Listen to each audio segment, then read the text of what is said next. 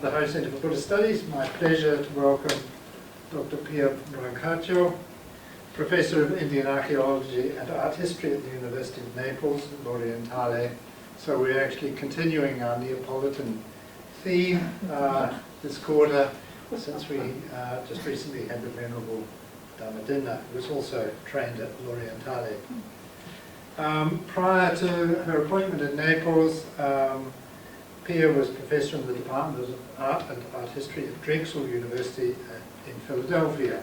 She was, in fact, trained at L'Orientale and has held teaching and research positions at the Philadelphia Museum of Art, at UCLA, at the Getty Research Institute, and the Metropolitan Museum of Art in New York.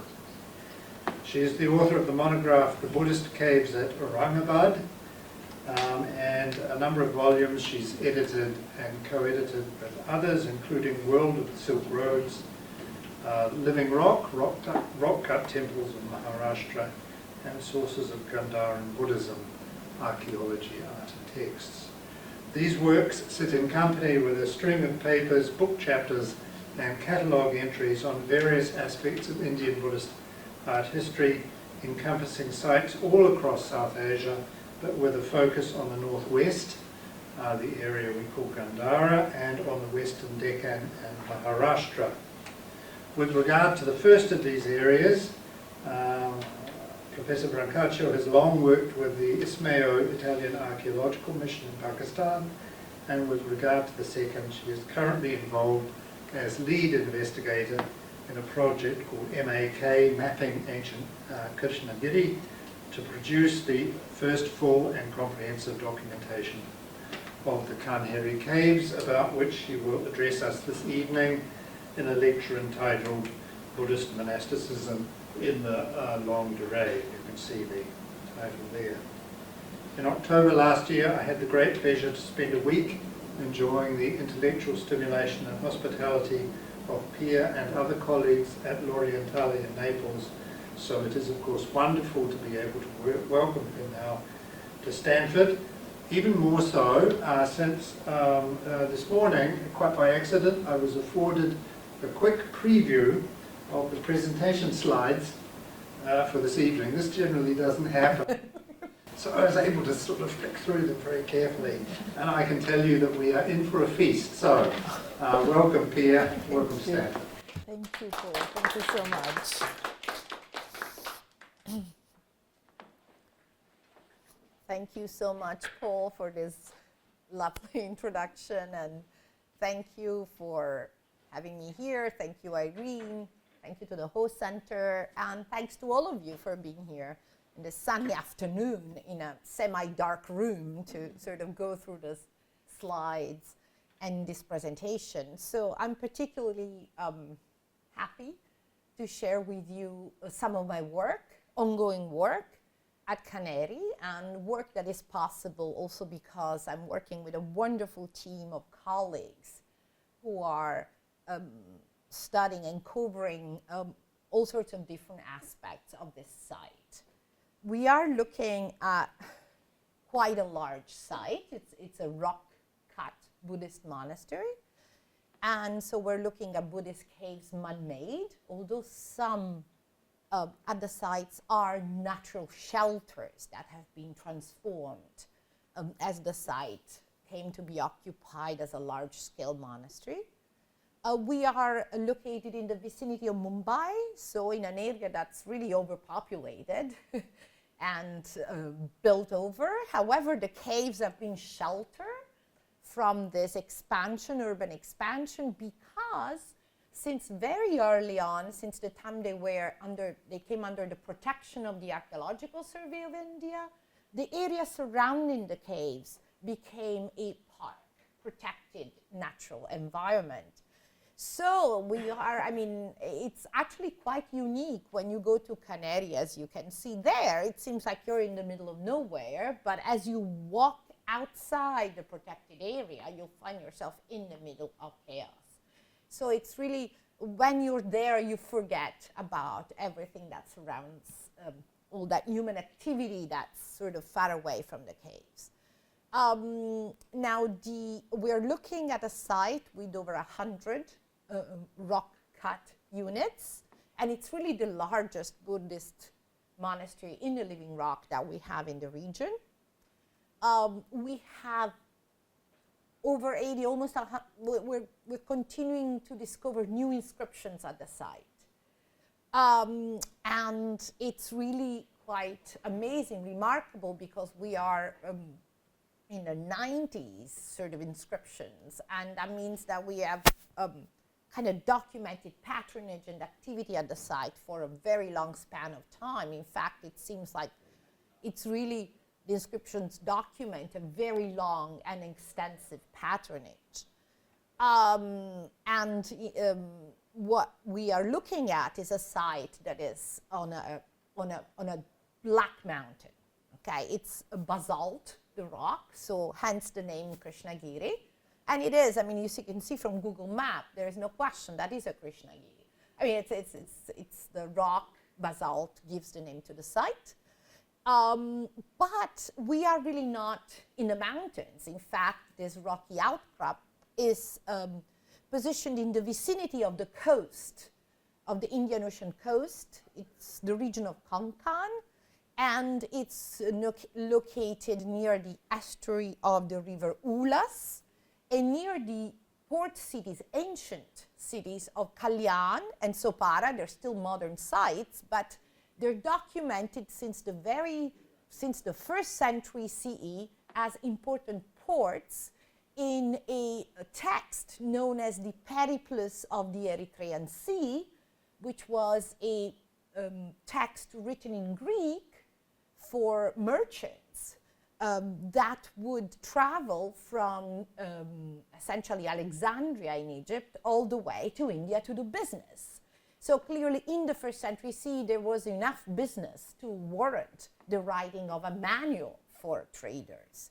And that's an incredible source of information for us because it gives us few interesting clues on this part of India. But I mean, that's a whole another chapter.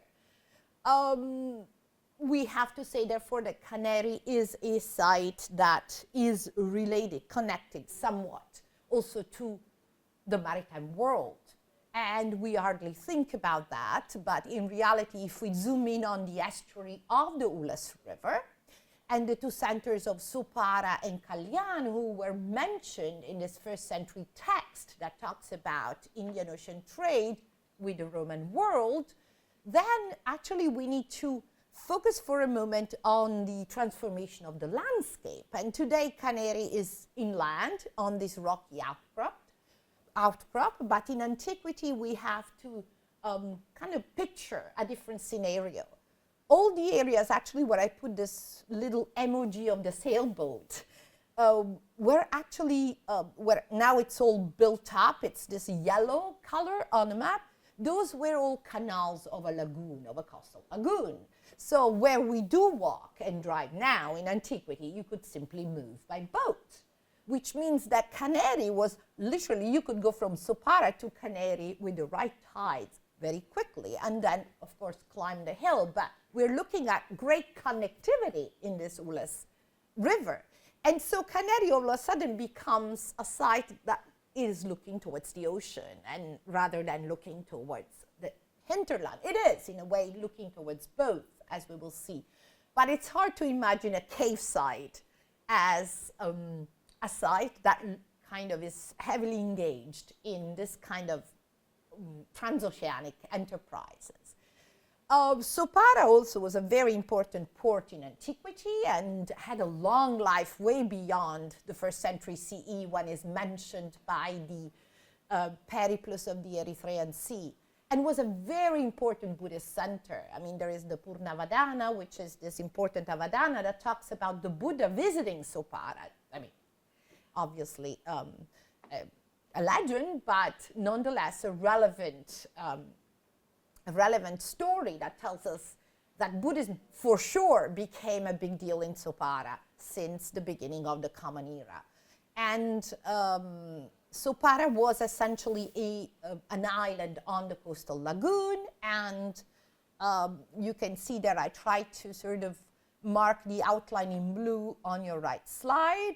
and was already an important center in the Maurya period because there are like 2 fragments of edicts, rock-cut edicts found there.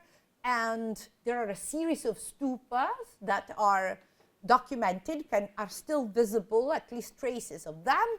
The largest one that you see on the screen was excavated by Pandit Bhagwanlal Indraji in the 19th century, and he found this incredibly beautiful bronzes, aside from earlier relic material.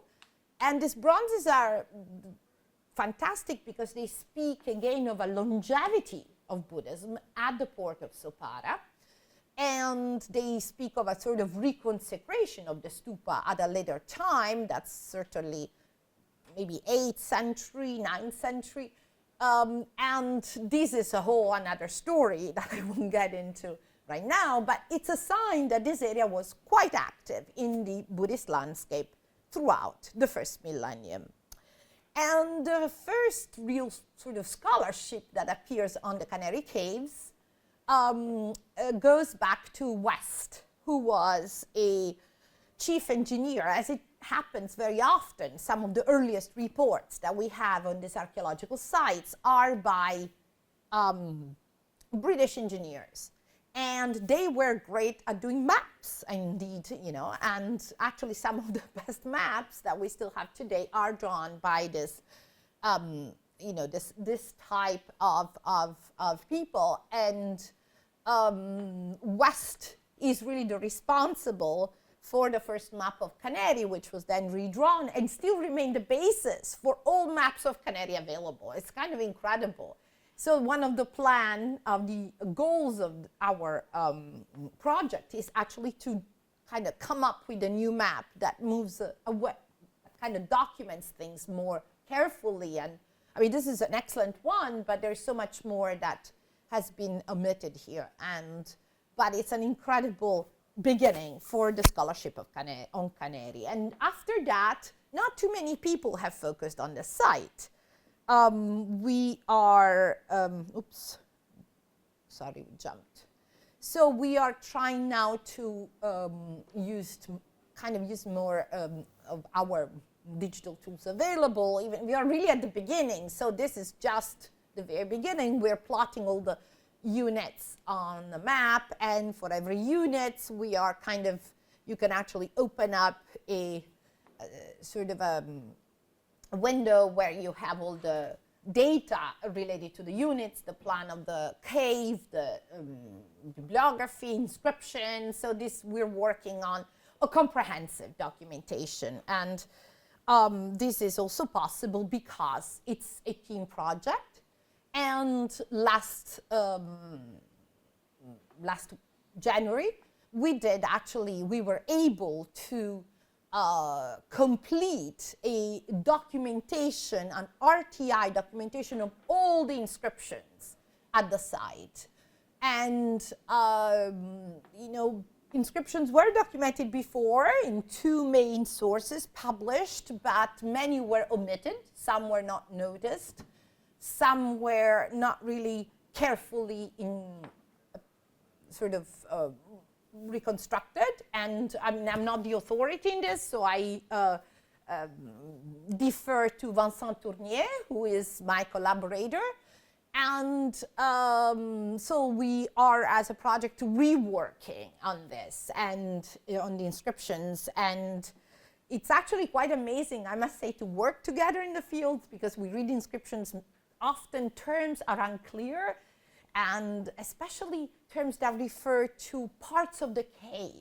And so we are actually, it's wonderful to be able to identify, okay, that, they give that, and you see that that's the structure right there. So we are really reconstructing this archaeological landscape also in light of the evidence.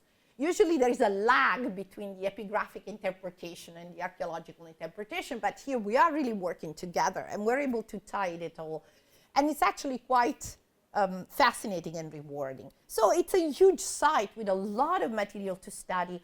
And it is my suspicion that actually this site, the caves at Kanheri, so huge, long span of life, incredible patronage, perhaps were also, I mean, the caves that these two Chinese pilgrims had in mind, or at least had heard of, when they wrote about this very famous rock-cut monastery in the Deccan. Now, we don't know which site they were, discussing. Scholars think that maybe it was Ellora, but in truth, if you start reading the description, especially by Xuanzang, it seems like we're really talking about Kanheri. We're looking at the complex waterworks, which is another incredible feature that we plan to document.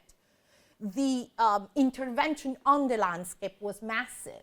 We have a lot of water management system in place, and the extension of the monastery occupied by a large number of monks, the library, something we'll go back to. These advanced monks who live there, it's many arats, fashian. We will see that all of these pieces seem to, and these words seem to reflect the reality of Kanheri, although they don't really, it's hard to match it, but perhaps echoes of Kanheri can be heard in these words. So beginning with the water management system, it is actually an incredible site for the intervention on the landscape. A dam is still there. You can see actually part of it that's collapsed, and we have an inscription, late first, beginning of the second, inscription associated with the foundation of the dam, of the reservoir, the creation of a reservoir. So we know that while this dam was renovated at some point, because we have evidence for that, it was an early foundation. So this reservoir was created right when the site was expanding at the beginning of the Common Era.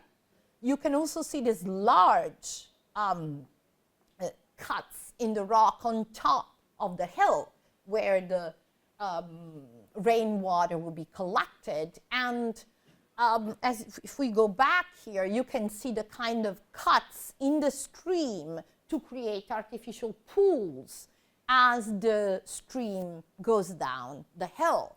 And all sorts of water management is evident at the site. And we do plan also to work with perhaps an hydraulic engineer to understand what kind of intervention they actually did to transform these and collect water in this incredible site. So every Buddhist cave temple has this structure, which is the apsidal shrine. It's the centerpiece, it's the public area, it's the cultic area where access clearly was granted to the public, for sure. And this is where also the entrance, the ancient entrance of the monastery was. So this is the first thing you'd see as you approach the hill. You climb up and you are confronted with this enormous structure that is labeled in the inscriptions as being a Chetiyagara. So a structure that has a Chetiya at its very end, or a Chaitya hall, as we call it. And this is one of the largest Chaitya hall in all of the Western Deccan. So the monumental aspect of this sculpture at Kanheri is also an interesting element, and especially here in the context of the Chaitya hall. Every Chaitya hall has usually pillars all around and a stupa at the very end. There is an issue of where the relics would be placed, if the stupa is rock cut. And so some suggest perhaps placed on the top. I mean, in truth, I'm not sure. In other caves, we have evidence of relics placed in pillars. At Pitahora, we have part of the collapse of the facade, actually brought in the 60s. The Archaeological Survey of India found some crystal stupa that probably belonged to a relic casket of some sort. But what also we notice here is that the pillars are quite different. So there is a beginning part, an entry part, where you have the pillars cut in a very elaborate fashion, and they're stemming from this pot-shaped base. The one in the back are just plain. And we have to think that some of those plain ones were probably painted, but clearly at some point they stopped and then continued the work, it seems. There is a certain indication of that. And you can see the sculpture is so vivid, all these nagas worshipping the stupa and the elephants, and it's such a typical idiom of the sculpture from the Satavahana period. So the Chaitya was established in the Satavahana period. We can say that because of the inscriptions, and they're carved on both pillars, the large square pillars, as you enter the cave. So you are right and left. As you turn, you will see these two pretty large inscriptions visible. They're a bit up high, so they were designed to be viewed. Clearly, they had a sort of visual impact on the devotees. And the two inscriptions seem to mark actually two different phases of the work. And the one on the right, KI5, seemed to be an eulogy of the completion of the work. So the sort of discrepancy in the kind of sculpture of the pillars of the Chaitya seem to be reflected in these two phases of the work that are evident from the inscriptions. So what is fascinating for me, and as I was talking to my colleague, is that you really have a list of Navakammika, of superintendents of the work, construction work at the monastery. And now, what I was thinking as I was reading this, that was sent to me by Vincent recently, is that you really see a list of Navakammika. And I was thinking, if we assume, and I'm sure I need to check this, but if in the Vinayas there is any information of how long a Navakammika could hold the position of a Navakammika, more or less, then we have really a genealogy, that kind of a lineage of Navakammika who worked on the cave, that may be suggestive that perhaps work at the cave may have, let's see, maybe like 30 years or so, I'm not sure. And I have no idea. I mean, I need to work on this a bit to see whether this could be helpful in tracing the kind of, did this work happen in one generation? And I see it as reasonable. I don't think it would take, with a good amount of investment, too much time to work on this incredible centerpiece of the cave. Clearly, the stone workers and great manufacturers, I mean, so there was a sense of admiration for the accomplishment and for the monumentality of the structure that is recognized in this inscription. Now, interestingly enough, you know, and pretty much this main part of the site is the part that has many votive inscriptions. And right next to the great Chaitya hall, the monumental hall, there is a very small cave that is round in plan that simply has a little stupa in it. Kind of pretty straightforward. And it's odd to see this combination of the monumental Chaitya and this little cave. We do have that elsewhere at Bhaja. But if we look very carefully, as we were discussing today, at the sequence of the stone cutting, it seems, in fact, to me, that these little caves, if you can see, perhaps even predated the expansion of the Chaitya, that this was there, and then they went and carved this around it, this enormous courtyard, and probably the big Chaitya behind. So I wonder whether this may be one of the first intervention at the site, and perhaps celebrating a great monk who meditated there, who perhaps started to occupy or to use that mountain as a place for practices. And this is often how also monastery in the early Christian tradition started to come into existence. You had I think about Simeon the Stylite. I was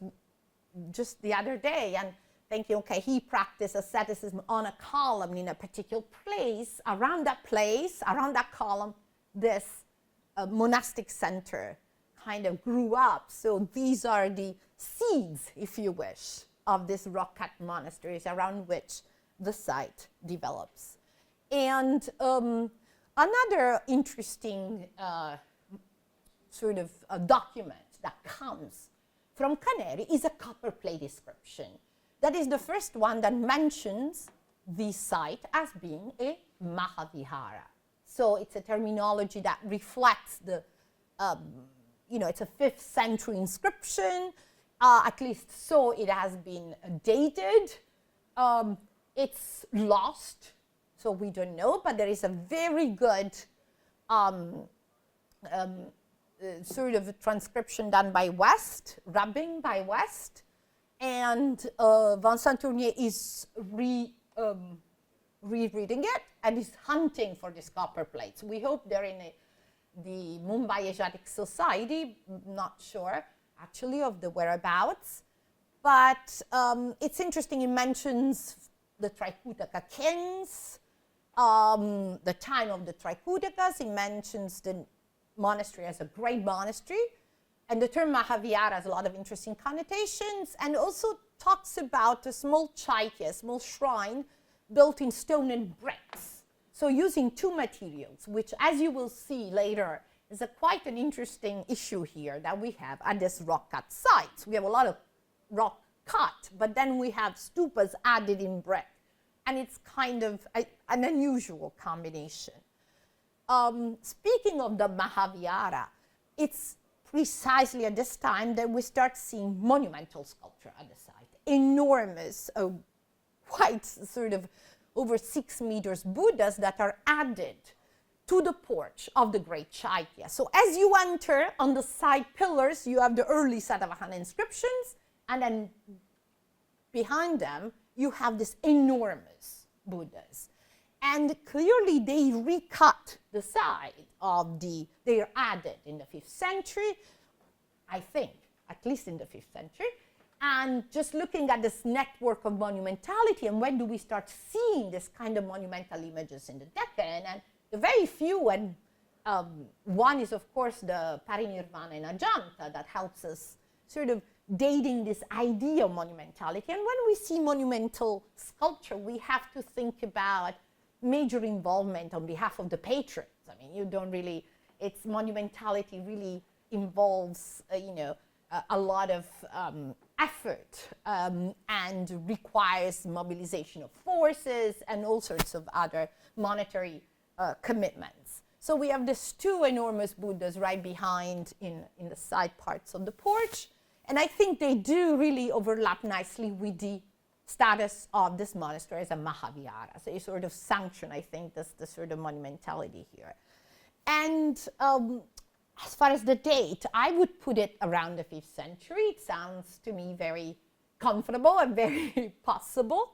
We start seeing this network of monumentality spreading around, beginning from Gandhara, from the northwest, where around the end of the 4th century, we have, for instance, this 6 meters Buddha that you can see the heads there, added, and look at the scale with the person right next to it, a monumental sculpture in stucco with the sockets added right at the entrance of Tahtibai. So also positioned in a similar position as the Buddhas at Kanheri, right by the entrance of the site.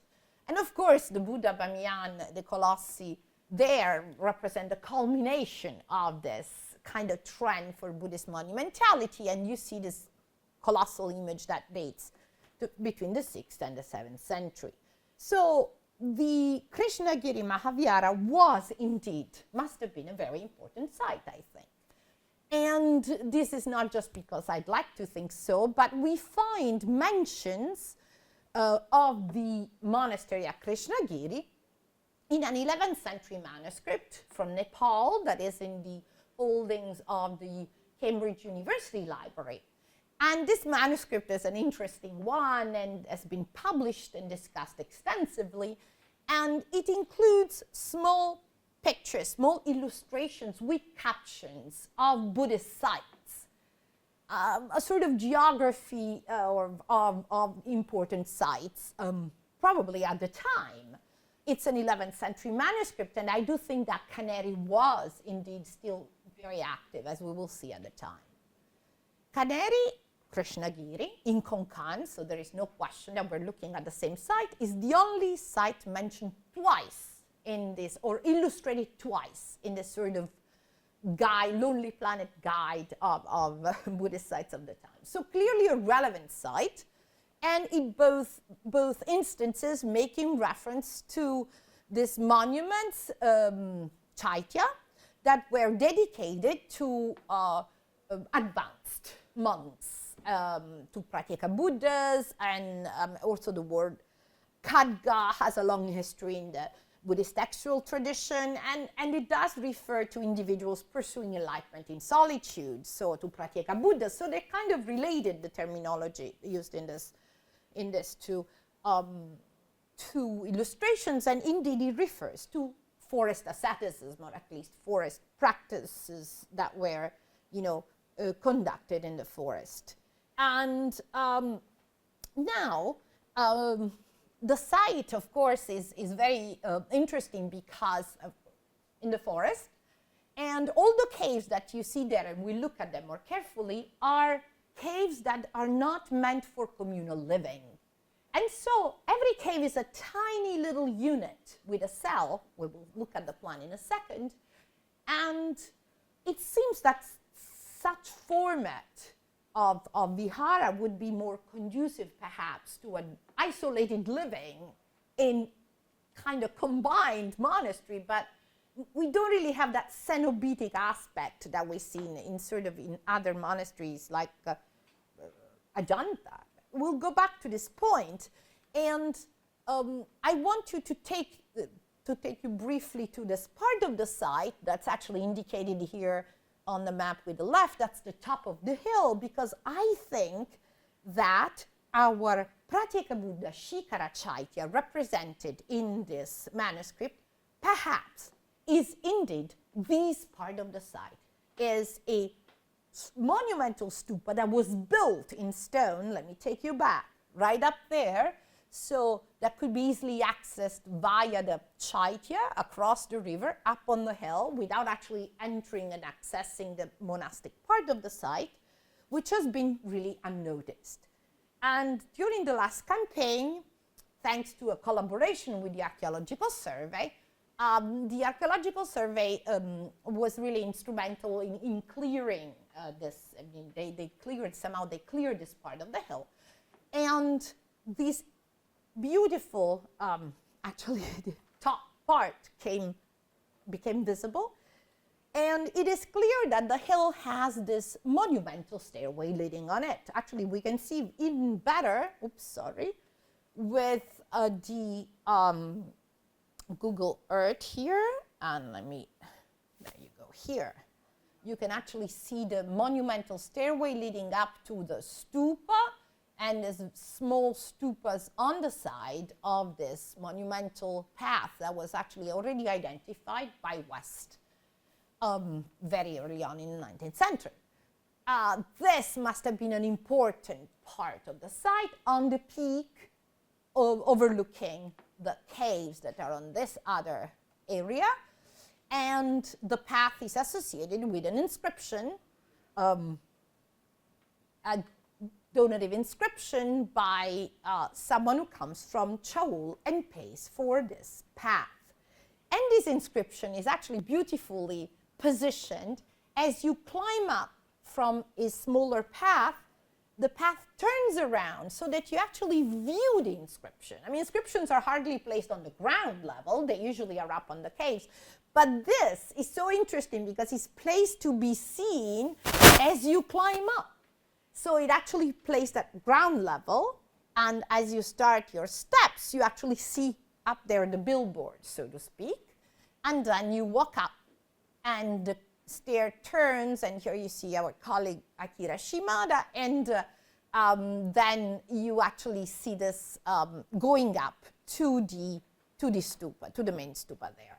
So you have one smaller path, which is this one donated by the donor from Seoul, which is joining later on, I think, another path coming from the caves, and then we do have this monumental stairway, like one path joining the other and leading up to where the arrow is, where the stupa was, to this particular area.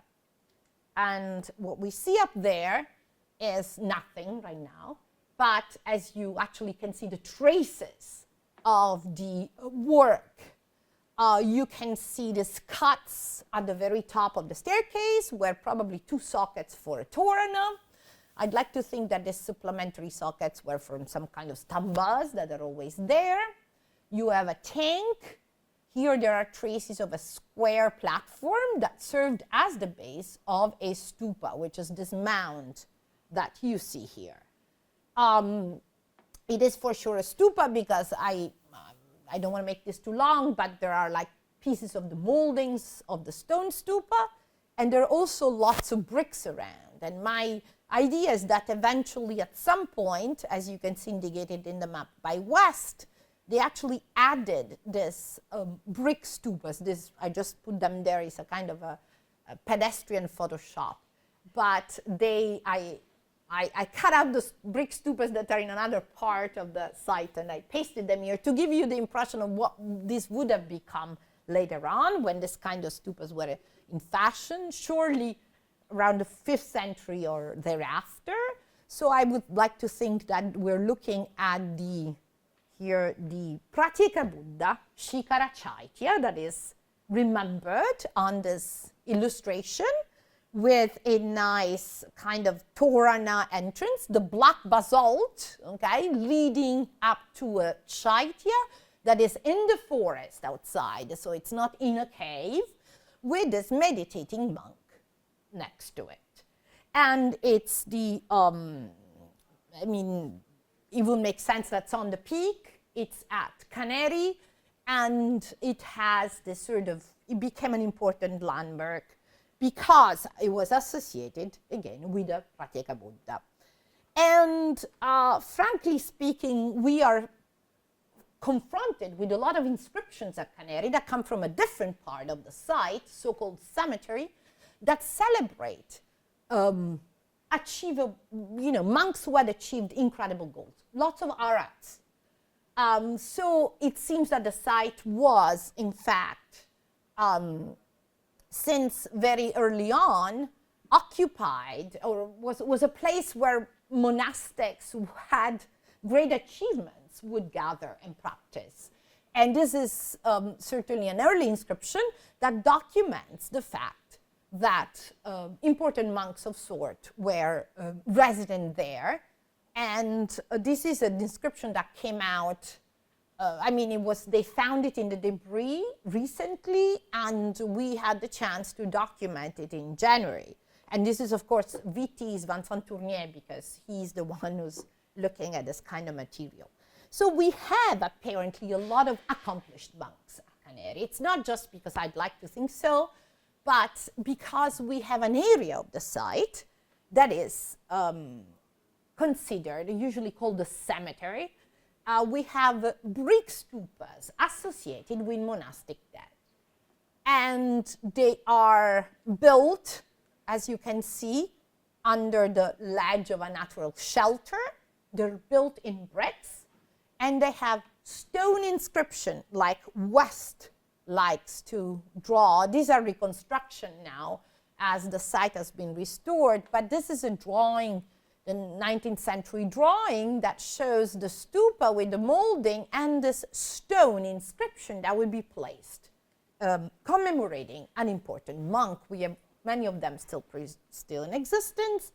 And at the very center of this kind of rows, and rows of stupas, we have this strange octagonal structure with traces of bricks, and with also sculpture that survives. And I'm not going to get into this because I'm really working on it, and I am going to talk about this at the IABS conference.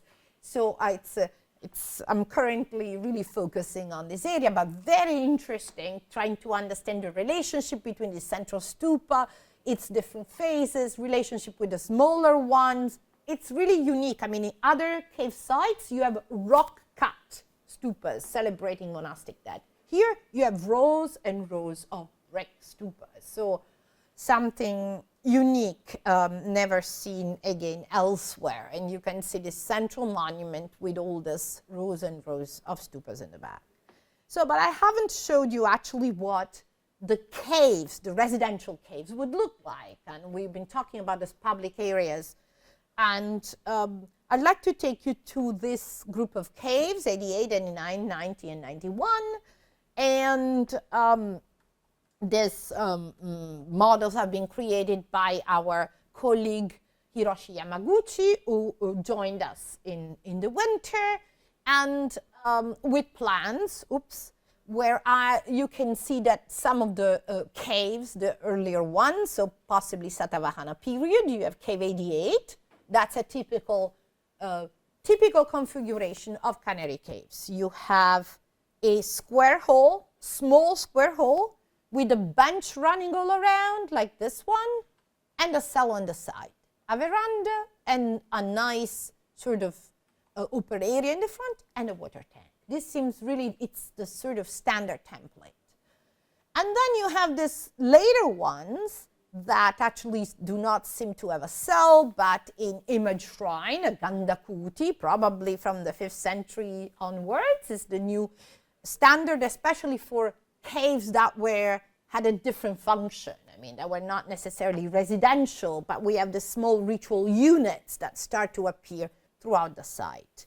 In fact, the interesting thing about Kanheri is that you really do not have these great big monasteries of the type you have at Ajanta, but you really have these very small units. And I wonder whether this is perhaps something that speaks for the strong ascetic propensity or tradition of the site. So it's a compromise between a monastery and a site where you can actually sort of compromise between isolation and communal living. It's a sort of a negotiation between the two. So a bunch of monks who live together, but they do cultivate these ascetic ideals, which are then reflected in the terminology that we see associated with the monastics at Kanheri, whether in the 11th century manuscript or in the inscription from the great cemetery that Vincent Tournier is working on.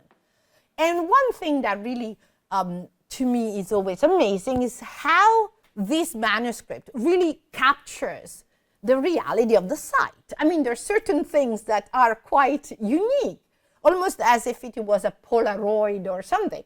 I mean, it's kind of shocking as you see the square caves indicated on the manuscript. And this is exactly when you look at these little caves from the front, that's what you see. And I'd like also to point to your attention these details, such as the monk holding, this is not, okay, there you go. Monk holding a book, the black basalt, the black rock of Kṛṣṇagiri that is faithfully represented here and clearly. And also I'd like to remark or underline the strange shape of these trees, and we'll go back to it in a little while. So the site continued to receive patronage, so from the Satavahana to the Trikutaka period, to this phase of when the monastery became a Mahavihara, and then we have the monastery becoming, actually we have, as we will see, the Sri Kṛṣṇagiri Mahavihara, Maharaja Mahavihara, in the mid part of the 9th century. So we continue to witness this. I'd like to think about these inscriptions as when you know the monastery continues to be alive, and this is when it's sort of they're the points, the peak points of patronage, where you see a lot of expansion. I mean, you have inscriptions when you give a lot, when you expand, when you renovate. So this doesn't mean that the monastery was dead in between, but these represent the peak of actions, I think, at the site. And here we have books given. So going back there, clearly a library and was existent, was something that was a feature of the monastery. And it is possible, perhaps, even that this cave, which is cave 12, may have been a place where the books were kept. We notice that there is often, the votive inscription refers to the cave where it is, when it's carved. And so it is possible that then indeed cave 12, when you have the mention of books, may have been a cave associated with this material. And right across from cave 12, we have cave 11 that has another inscription from the pretty much the same time frame. And this inscription is even more interesting because it offers us record of the fact that we have a donor from Bengal, from the Pala world, coming all the way to Kanheri and donating at the site. And the site is the Kṛṣṇagiri Maharaja Mahavihara. So we are looking at quite an important site. And the cave has a configuration that reminds us of the configuration of this big monastical of Himalayan monasteries, used for communal gatherings. And I'd like to think that I was observing how much light gets into this cave and how different it is from the others. You have this enormous windows, which you don't generally in caves. And I wonder whether this space was actually even used for copying the manuscript, where you actually have, you do need a particular environment, but that's something that I'd like to think and fantasize about. This kind of layout is also attested in cave 5 at Ellora. So it's something that is very typical of this particular time in these caves of the Western Deccan. And there is more and more. It never ends, really. But another incredible aspect of Kanheri that highlights the northern connection of the site and this link with the Pala world is the fact that West, in the 19th century, when he explored the site, he documented quite a number of seals that he found in one particular cave, and they are illustrated in his article here. And they're exactly of the type that you see in Bodh Gaya, in Bihar. So they do kind of illustrate this connection, undoubtedly, with the Pala world, with Bodh Gaya. And many were found. In fact, we have some of the drawings here. And you have this Ye Dharma formulas that are found on this seal impressions, and we're looking really at material that is very much common to the northern world, to the Pala world and Gaya. And also something really interesting, I was looking at the shapes, at these drawings by West of this stupas in clay, miniature stupas in clay, and we have these shapes that are exactly identical to the one that we see in the Northwest. I don't know what to make of it, and I haven't had access to this kind of material because we don't know where it is. So we're still looking. And but what is interesting is the far-reaching connections of the site that seems to have really to reach out quite far. And now, if we look at the great biographies of a particular master, Gyanapada, the founder of the earlier of the two exegetical schools of the Guhya Samaja Tantra, it seems that this great master got some training at a place that has been identified with Kṛṣṇagiri, not without discussion. So it seems that at the time when esoteric Buddhism became of relevance, Kanheri continued to have an important role. Continued to be a center where people would come and study, an active role in the sort of Buddhist network. And there have been discussion about the fact that this master spent time at Kṛṣṇagiri, but what was interesting is I was talking to Peter Santo about it, and perhaps I convinced him, is that he was arguing that this place, looking at the Tibetan Tibetan wording, is a place that whose etymology reads something along the lines, the trees that are coiled and spreading upwards. And I find it remarkable that this is exactly what we see on this 11th century manuscript. I mean, they're unique. There are no other trees like that in the manuscript. This is not the usual way of representing the trees. And I wonder whether the illustrator may have picked up on a common etymology associated with Kṛṣṇagiri. And so I was actually discussing with Peter, and he thinks that perhaps this is possible, that perhaps indeed Yampada spent time at Kanheri, and Kṛṣṇagiri was an important place on the map at the time. And of course, you know, Atisha goes everywhere. And so he also supposedly went to Kṛṣṇagiri. But that means that Kṛṣṇagiri, anyways, whether he went there or not, it's irrelevant. Kṛṣṇagiri was on the map of esoteric Buddhism at the time. And there is so much to actually work on when it comes to the biography of these masters. And I'd like to think that some of these masters, if they indeed went to Kṛṣṇagiri, sat on these rock-cut āsanas that are everywhere, especially in the highest part of the site. You can see they are thrones carved in the living rock overlooking the landscape. So it's actually quite incredible, and we don't only have single thrones like this, but we also have double thrones like the one, many of them. And I was wondering and thinking perhaps, you know, this kind of caṅkamas came to my mind as this kind of engagement between masters and teachers or debates, whether these kind of structures cut in the living rock, unique to the site, you don't find anywhere else in Western Deccan, they actually may be the material traces of the life of these great teachers who may have, you know, populated the site in antiquity. So this northern connection is also visible in some of the sculpture. For instance, there is one iconography that we have of 11-headed Avalokiteshvara that is carved in Kanheri 41 that is not seen anywhere else in the Western Deccan. And it was actually an iconographic type pretty much established in the northern circuits.